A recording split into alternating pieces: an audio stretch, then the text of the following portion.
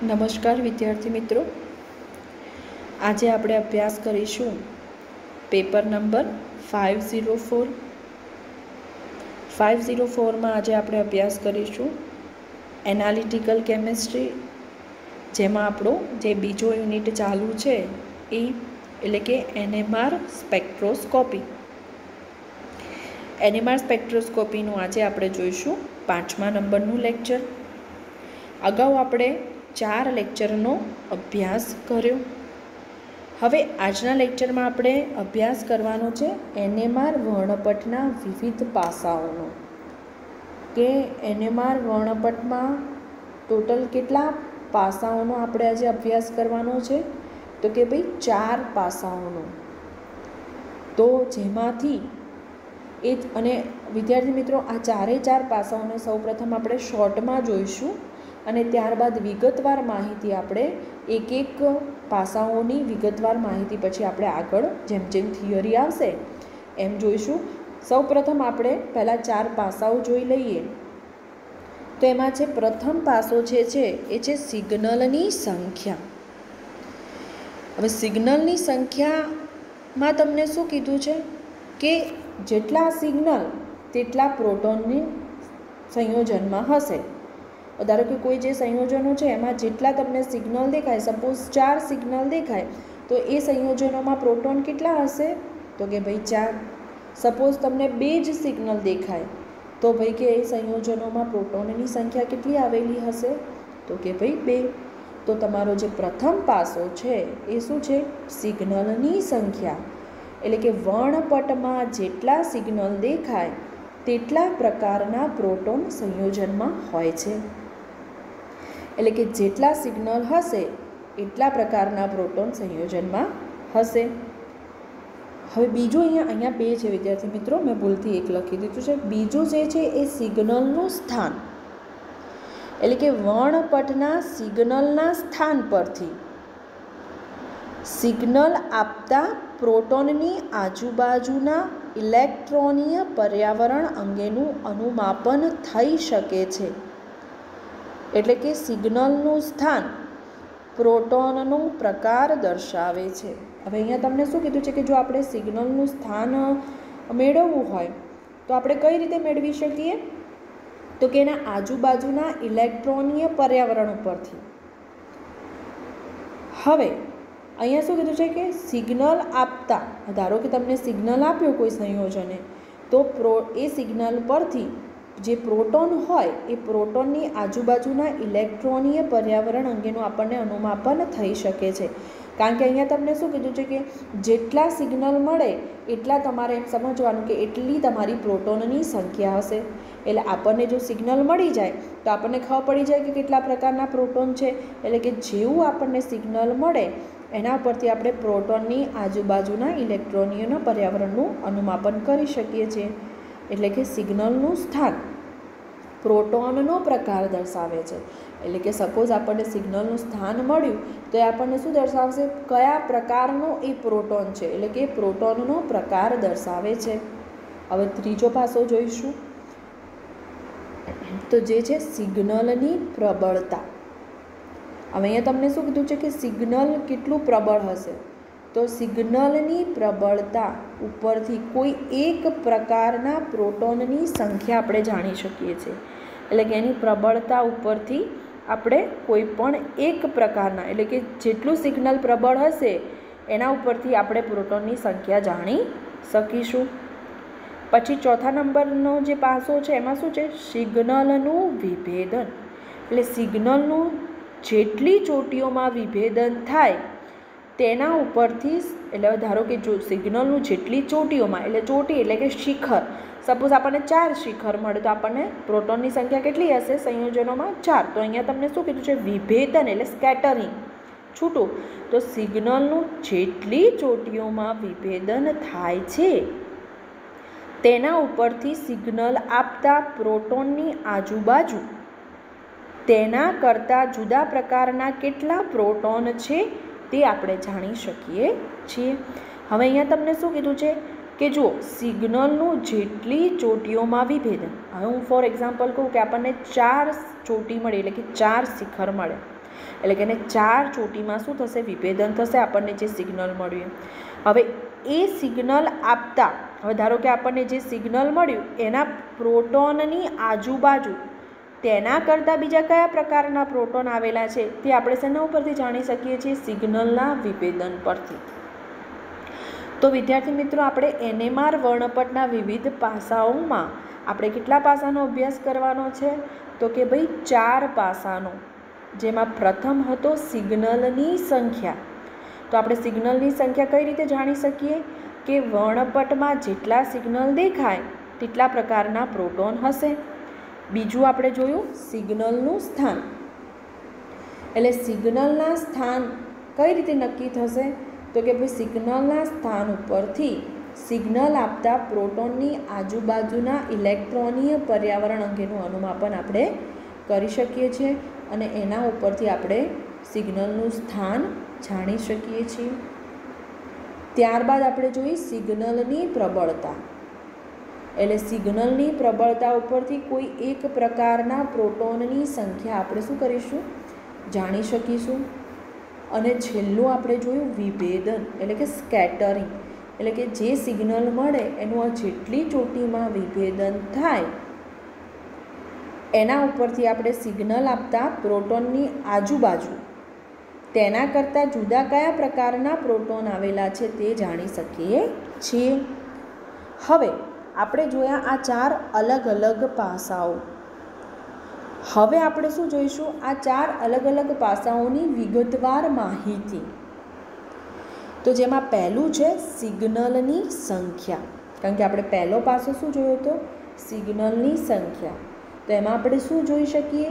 કે જેટલા સિગ્નલ તેટલા પ્રોટોન. એટલે કે જેટલા સિગ્નલ દેખાય એટલા તમારે પ્રોટોનની સંખ્યા સંયોજનમાં હશે. તો પ્રથમ પાસો આપણે જોઈશું સિગ્નલની સંખ્યા.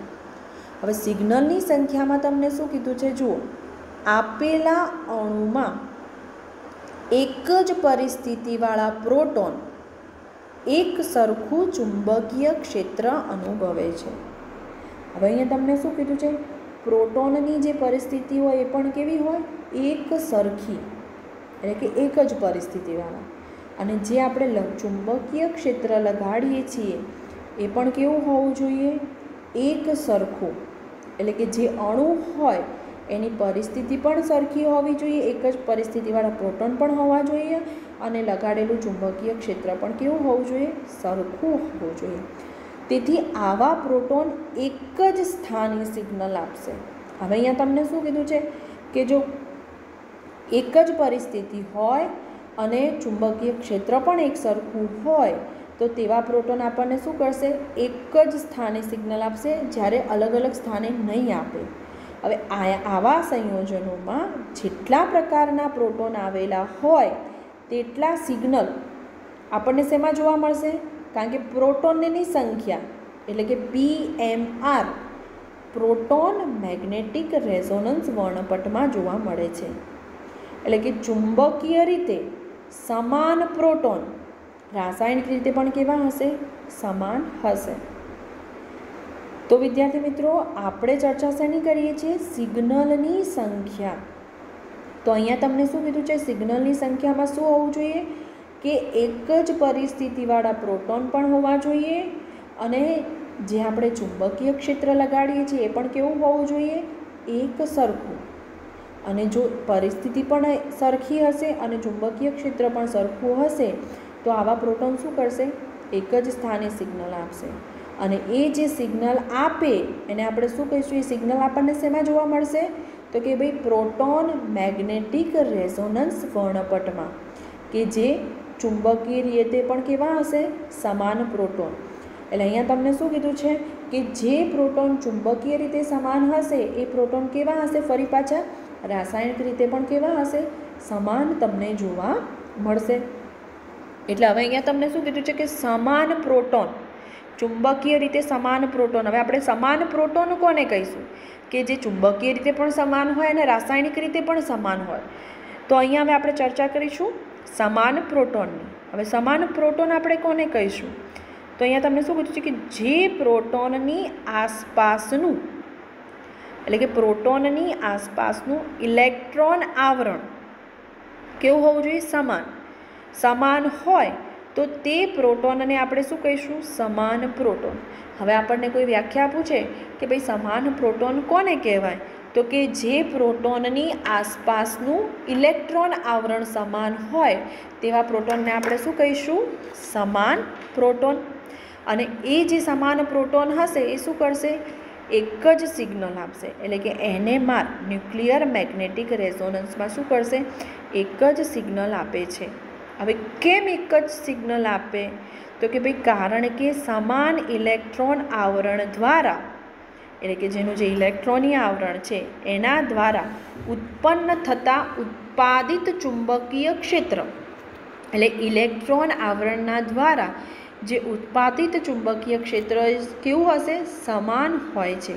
તેથી આવા પ્રોટોન બાહ્ય ચુંબકીય ક્ષેત્રની અસર સમાન અનુભવશે. એટલે અહીંયા તમને શું કીધું છે?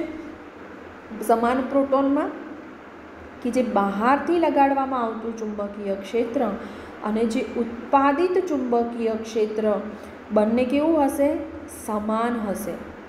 એટલે કે જે સમાન પ્રોટોન જે છે એમાં શું થશે? બહારથી લગાડવામાં આવતું એટલે કે HO અને ઉત્પાદિત ચુંબકીય ક્ષેત્ર એટલે કે HE એ બંને કેવું હશે? સમાન અસર અનુભવશે. તેથી તેઓ સમાન આવૃત્તિના વિકિરણનું શોષણ કરી અને ફક્ત શું આપશે? ખાલી અને ખાલી એક જ સિગ્નલ. તો વિદ્યાર્થી મિત્રો, આ થયું સમાન પ્રોટોન. કે આપણે સમાન પ્રોટોન કોને કહીશું? તો કે ભાઈ ઇલેક્ટ્રોન આવરણ કેવું હોવું જોઈએ? સમાન હોવું જોઈએ. પછી NMRમાં એટલે કે ન્યુક્લિયર મેગ્નેટિક વર્ણપટમાં રેઝોનન્સમાં એક જ સિગ્નલ આપશે. હવે જુઓ તમને શું કીધું છે? કારણ કે હવે કેમ એક જ સિગ્નલ આપે? તો કે આપણે જ્યારે બહારથી જે ચુંબકીય ક્ષેત્ર લગાડીએ છીએ HO અને જે ઉત્પાદિત ચુંબકીય ક્ષેત્ર HE એ બંને શું કરશે? સમાન અસર અનુભવશે. અને સમાન અસર અનુભવશે એટલે શું કરશે? એ સમાન આવૃત્તિના વિકિરણનું શોષણ કરશે. અલગ અલગ આવૃત્તિના વિકિરણનું શોષણ કરશે નહીં. જો આપણે અલગથી ચુંબકીય ક્ષેત્ર ચેન્જ કરીએ તો એની આવૃત્તિ પણ ચેન્જ થાય તો આપણને સિગ્નલ અલગ અલગ મળે. પણ બધું સરખું છે માટે શું કરશે? સમાન આવૃત્તિના વિકિરણનું શોષણ કરી અને ખાલી શું આપશે? એક જ સિગ્નલ. હવે પહેલાં આપણે જે ચર્ચા કરી એ સમાન પ્રોટોનની. હવે આજે આપણે બીજા નંબરમાં ચર્ચા કરીશું અસમાન પ્રોટોન. આજે વિદ્યાર્થી મિત્રો આપણે જે ચર્ચા કરીએ છીએ એ આપણે શેની ચર્ચા કરીએ છીએ? આપણા પ્રથમ પાસાની, એટલે કે સિગ્નલની સંખ્યાની. હવે અહીંયા તમને શું કીધું છે અસમાન પ્રોટોનમાં? કે જે પ્રોટોનની આસપાસનું ઇલેક્ટ્રોન આવરણ અસમાન હોય તેવા પ્રોટોનને આપણે શું કહીશું? અસમાન પ્રોટોન. અને તેઓ NMRમાં અલગ અલગ સિગ્નલ આપે છે. હવે અહીંયા તમને શું કીધું છે? કે જેનું ઇલેક્ટ્રોનીય આવરણ કેવું હશે? અસમાન. તેવા પ્રોટોનને આપણે શું કહીશું? અસમાન પ્રોટોન. અને જો પ્રોટોન અસમાન હશે તો એ NMRમાં કેવા સિગ્નલ આપશે? તો કે ભાઈ અલગ અલગ સિગ્નલ આપે છે. કારણ કે અસમાન ઇલેક્ટ્રોન આવરણ દ્વારા ઉત્પન્ન થતું ઉત્પાદિત ચુંબકીય ક્ષેત્ર એટલે કે HE અસમાન હોય છે. અને ઉત્પાદિત ચુંબકીય ક્ષેત્ર સમાન હશે એટલે બહારથી આપણે જે ચુંબકીય ક્ષેત્ર HO લગાડીએ છીએ એ પણ કેવું હશે? અસમાન, એટલે કે અલગ અલગ હશે. તો જુઓ, કારણ કે અસમાન ઇલેક્ટ્રોન આવરણ દ્વારા ઉત્પન્ન થતું ઉત્પાદિત ચુંબકીય ક્ષેત્ર અસમાન હોય છે માટે જે બહારથી ચુંબકીય ક્ષેત્ર લગાડવામાં આવશે એ પણ કેવું હશે? અલગ અલગ. તેથી તેઓ જુદી જુદી આવૃત્તિ, હવે જુઓ બધું અલગ અલગ છે એટલે આવૃત્તિ પણ કેવી હશે વિકિરણની? જુદી જુદી. તો કે તેથી તેઓ જુદી જુદી આવૃત્તિના વિકિરણનું શોષણ કરી અને કેવા સિગ્નલ આપશે? અલગ અલગ. એટલે અહીંયા શું કીધું છે? જુદા જુદા સિગ્નલ આપે છે. આમ ઇલેક્ટ્રોન આવરણની સમાનતા 3 રીતે આપણે જાણી શકીએ. અહીંયા શું છે? આ નથી કંઈ. ઇલેક્ટ્રોન આવરણની સમાનતા આપણે 3 રીતે જાણી શકીએ. હવે કઈ 3 રીતે? તો રાસાયણિક રીતે, સમમિતીય રીતે જે આપણે ભણવાની નથી આ સિલેબસમાં, અને ત્રીજી છે અવકાશ રાસાયણિક રીત. આપણે બે રીત સમજવાની છે, એક છે રાસાયણિક રીત અને ત્રીજી છે અવકાશ રાસાયણિક રીત. આ સમમિતીય રીત છે, આપણે ચર્ચા કરવાની નથી. તો અસમાન પ્રોટોનમાં શું થશે વિદ્યાર્થી મિત્રો? ઇલેક્ટ્રોનનું આવરણ પણ અસમાન, એટલે અસમાન હશે એટલે તમને NMRમાં કેવા સિગ્નલ મળશે? અલગ અલગ સિગ્નલ મળશે. અલગ અલગ સિગ્નલ શેના કારણે મળશે? તો કે ભાઈ જે ઉત્પાદિત ચુંબકીય ક્ષેત્ર અલગ હશે અને બાહ્ય ચુંબકીય ક્ષેત્ર પણ કેવું હશે? અલગ અલગ હશે. અને ઉત્પાદિત ચુંબકીય ક્ષેત્ર અસમાન હોય, બહારથી લગાડવામાં આવેલું ચુંબકીય ક્ષેત્ર અલગ અલગ હોય અને આવૃત્તિ પણ અલગ અલગ હોય, તો એ પોતે NMR વર્ણપટમાં અલગ અલગ સિગ્નલ આપે છે. હવે અહીંયા તમને એવું કીધું છે કે ઇલેક્ટ્રોનનું આવરણ અસમાન છે, તો અસમાન આપણે એની સમાનતા કઈ રીતે નક્કી કરી શકીએ?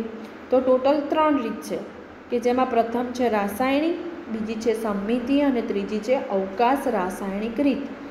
એટલે કે જે 3 રીતે આપણે ઇલેક્ટ્રોનના આવરણની સમાનતા જાણી શકીએ, જેમાં જે બીજું છે એની આપણે ચર્ચા કરવાની નથી. તો હવે એમાં આપણે જોઈશું રાસાયણિક રીત. રાસાયણિક રીત અથવા તો તમને એક્ઝામમાં એવું પૂછાય કે સમયોગી અને અસમયોગી પ્રોટોનની નોંધ લખો. તો હવે આપણે આમાં શું કરીશું?